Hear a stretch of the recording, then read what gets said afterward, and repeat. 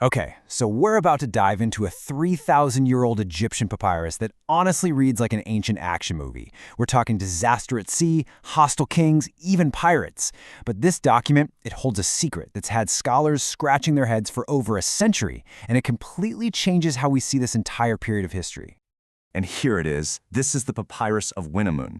It was found in a jar back in Egypt in 1890. It's fragile, it's incomplete, and for the longest time, everyone just assumed it was a simple, straightforward historical report. But, the more Egyptologists looked at it, the more they realized something just wasn't adding up. And that leads us to the big mystery, right? Are we reading the actual first-hand account of a mission gone wrong? Or are we looking at one of ancient Egypt's first great works of historical fiction? Let's get into the evidence. So, first things first, we have to understand the story itself, because whether it's real or not, it is one heck of a tale about a guy with just the worst luck.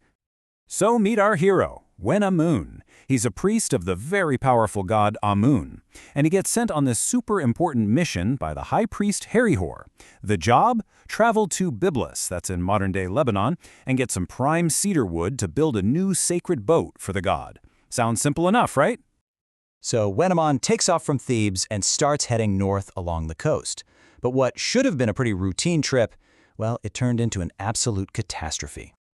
The disasters just keep piling up. First, at the port of Dor, one of his own crew members steals all his gold and silver. Then, he gets to Byblos, and the local king actually demands payment for the cedar, which was a huge insult and a total break from tradition.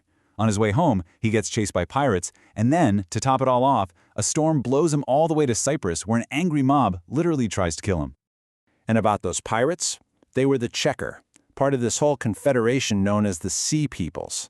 These guys were a major power in the Mediterranean back then. Yeah, these were not the people you wanted to cross.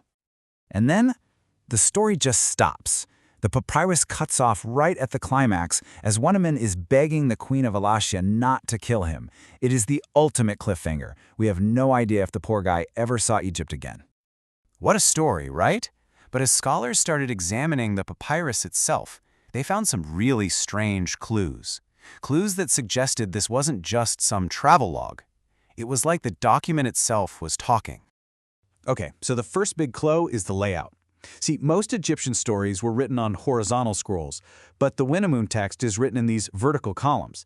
Now, at first this seemed to support the real report theory, because that vertical style was pretty common for official stuff, like ship logs. It looked legit.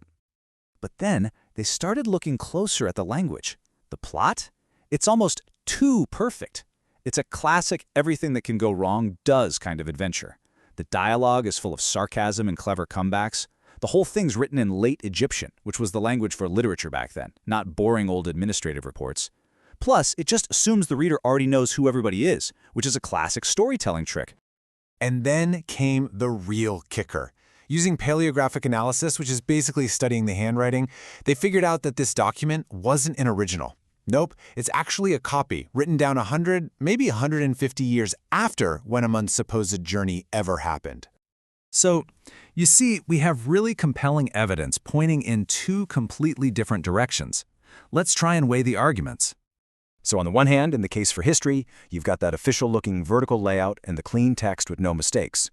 But on the other hand, in the case for fiction, you've got a plot that's just too good to be true, the fact that it was found in a personal library, like for entertainment, and it's just packed with all those fancy literary tricks. So after weighing all the evidence, the scholarly world has pretty much reached a consensus. The story of Wenamun is not a direct historical account. It is a brilliant masterpiece of historical fiction written long after the events it's talking about. But here is the amazing twist. Just because it's fiction doesn't make it less valuable. Actually, it makes it one of our most important windows into a really critical moment in Egyptian history. At one point in the story, a foreign servant basically mocks Wenamun. He says he's no longer under the shadow of his pharaoh. Now, that one little line, it's a literary device, sure, but it's used to tell us something huge about the politics of the time. And this is the real treasure of the story. Through this fictional adventure, it tells a much deeper truth. It shows us an Egypt where the pharaoh's power is fading away. It shows us foreign kings who don't fear Egypt anymore. They openly mock its officials. The story is a perfect snapshot of a great empire right on the edge of a massive change. And that kind of leaves us with a final thought to chew on. The story of Wenamun might not be true in the way a historical report is, but it tells a greater truth about the world it came from. Which makes you wonder, right? When it comes to understanding the past, what's more important? The specific facts of what happened, or the stories that people told about it?